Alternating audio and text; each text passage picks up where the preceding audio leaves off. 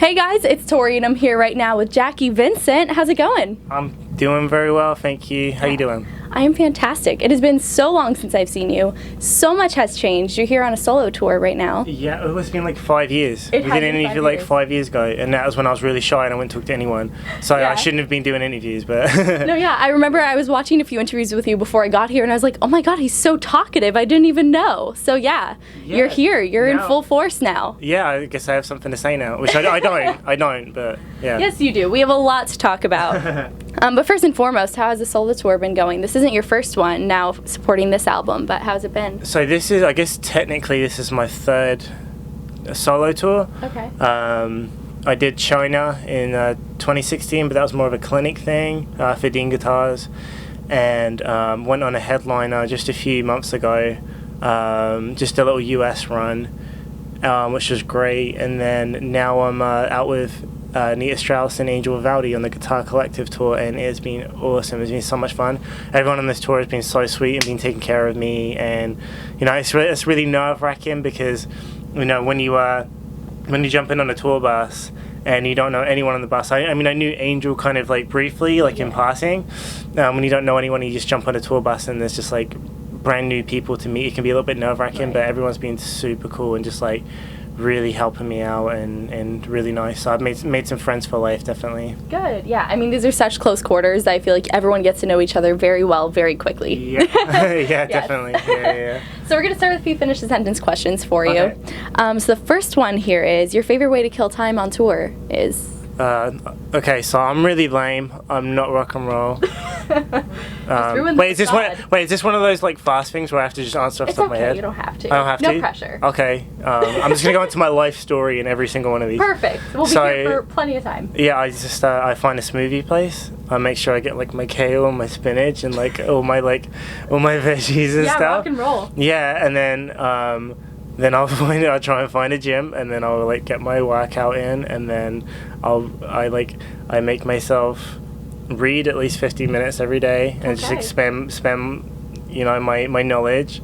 I'll say what I'm grateful for, and then I'll meditate and you know do everything I can to positively enforce my life. So it's kind of the opposite of what some people might expect. The stereotypical rock and roll lifestyle. I honestly can't even shame you because the few tours I've done, it's been like the same exact routine, like almost identical. So I get it, kale and all. The next one here is, your most played song at the moment is? My like what I listen to the most? Yeah, what you're listening to. Okay, so I listen to there's a song called Contigo, and it's by Greg Howe, Victor Wooten, and Dennis Chambers. So three of my favorite musicians, and it's on an album called Extraction, which came out I think in like '99, and it's just like and it's just like that album, if you're into like jazz or fusion, it's just like the sickest album ever. So I listen to that like at least once a day. Oh yeah. All right. And your favorite hobby outside of music is? I haven't trained for a while because I've been so busy with music, but I like to do Muay Thai and train doing. I like to learn how to talk. I really like one thing that I haven't started yet, but I've been meaning to, is I really want to start drawing.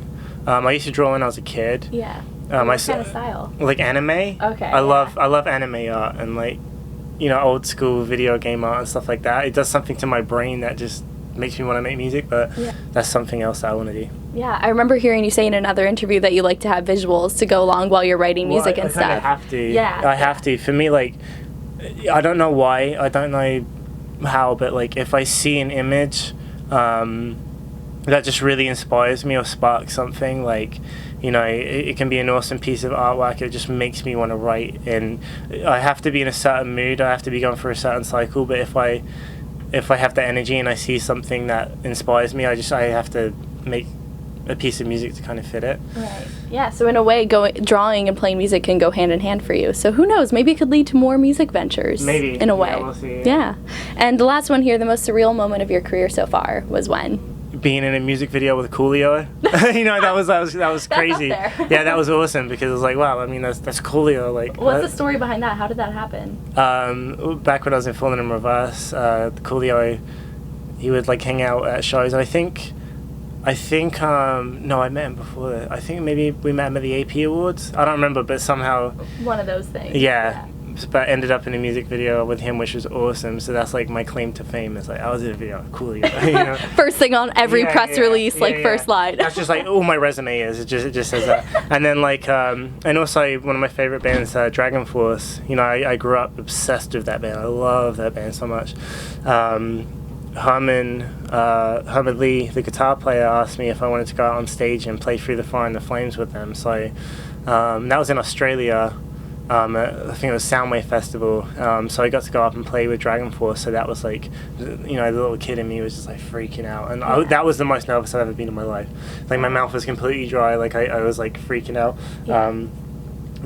So that was really surreal. And I think just like bumping into like my favorite musicians that I grew up listening to was always really surreal. Right. You know, like meeting Jeff Martin from Racer X, for example. Like that was one of my favorite bands, and it is one of my favorite. And then I was like super starstruck, and then you know just seeing your heroes. Right. Like for example, like obviously Guns N' Roses were a favorite of mine as a kid, and like I loved Slash, and I remember it was like one festival we were playing years ago. Actually it might be in Australia, but like the venue, like the backstage carved around like a big arena. Okay. You know, you've been to like arenas like that, right? Like sometimes Warped Tour or playing like what are they called? Amphitheaters. Yeah. So I was walking around the back, and then I see Slash coming this way, and you know when you're like really jet lagged and tired. Yeah. And like for me, like when I'm like that, I don't differentiate like who I know in person and who's like a hero because I'm like so tired. So I remember like just walking past and I see Slash, kind of look up and just hey, like, what's up, dude? And then walk past, and then like, cause I'm so jet lagged, I walk past, I'm just like, oh my god, that was Slash. Like, why didn't I go up to? Yeah, I like didn't process it, and then the same happened with Jacoby Shaddix, you know? Oh my god, yeah. Like we were about to like jump up on stage, or we just got done playing or something. And again, this is in Australia, and he was like, oh hey man, how's it going? Came up to me and Derek and said hi, and I didn't compute that it was Jacoby Shaddix. Right. I thought it was like my buddy because I recognized him. Obviously, I was like, oh, hey man, how's it going? Instead of being like, oh my god, that's Jacoby Shaddix. You know what I mean? So like, I think I'm just really slow, maybe. I don't know. And I'm sure it's especially cool meeting those people, not only because you're a fan, but it's almost in like a peer kind of way as a fellow musician. So it's like in a whole different context too. So I'm sure that's really sick. I just look at it as a fan thing. I'll just fanboy out. I don't care. Yeah.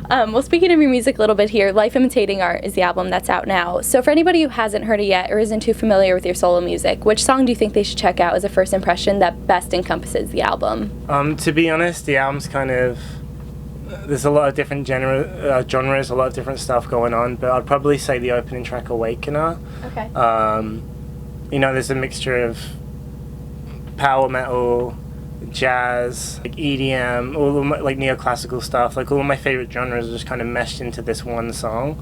It wasn't like a conscious thing, like it wasn't like I really tried to do it. I was just kind of like, oh screw it, now I want to do like this EDM part, now I want to do like this jazz part, and so I just kind of went crazy with it, and I was like, I want to put this at the beginning of the album, and so probably that one, or I did a video for a song called Nowhere to Look But Inside, which is the second track, and again, that one's just like, there's like reggae parts and like crazy stuff going on. Yeah, you know, so you probably the first couple of songs. Yeah. And then if it's not too crazy for you, you can get through the whole album. But there you go. Yeah, I'm sure it'll be a strong first impression, so everyone's gonna end up listening to the entire thing, right, everyone? And so the last time we did an interview was about 5 years ago when Star X Speed Story came out, and this is your first album since then. So you've had a lot of time to hone your craft, grow as an artist. So in what ways do you think this album is different from the last? Well, it wasn't. So the first album was like really sort of rushed because I only had like half of it written before I even went in the studio, and then from starting the drums to finishing the lead guitars and then having it mixed was done in 13 days, right? Which is like really like no time at all. So I was like wasn't sleeping. I was sleeping in the studio, like just walking through the night. So like I listened back to my performance, and like I feel like my performance wasn't 100%, but it was kind of like go. So I'm just there in the studio, just like it wasn't written, so I'm just like I guess I'll do this run, you know. And then with Life Imitating Art, I really took my time with it, and it was obviously I had 5 years to practice, and you know, I feel like my performance is a lot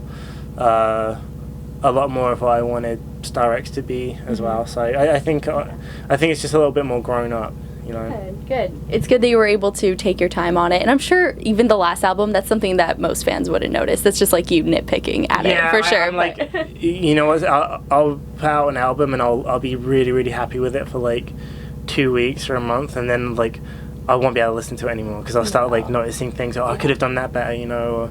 But it's just part of learning. And that's another thing with me is I've learned to just sort of, you know, let it go. Like everything is a learning curve. Everything helps you move forward and progress.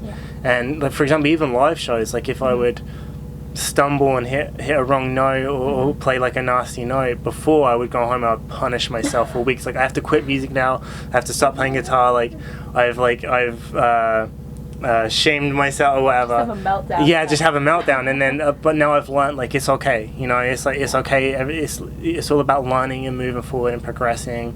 And so now I don't punish myself too much. Like just learn from it. You know, practice those parts and.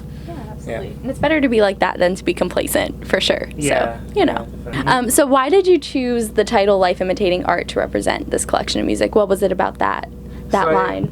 So I wanted each song to kind of represent a way I was feeling at certain times. Okay. And it was basically just sort of like, for me, the music is life. It is my life. So it's kind of like my life imitating an art form, which is music, if that makes sense. That does make perfect sense. Yeah. So I mean, I guess you could call it art imitating life, but for me, it's kind of backwards. Yeah. You know. I mean, either way, they kind of go hand in hand. Yeah. And what about the album artwork as well? How'd that come about? So that was done by a guy called Russell Serra, but he's done artwork of like Black Veil Brides. I think he's done some stuff for New Year's Day.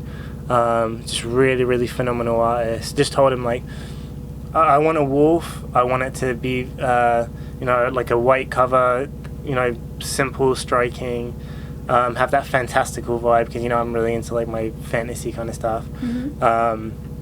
And he did that, and I was just like, whoa, that's like amazing. Yeah, So just made it happen. Yeah, so definitely hit him up if you need some amazing artwork done. There you go, yeah.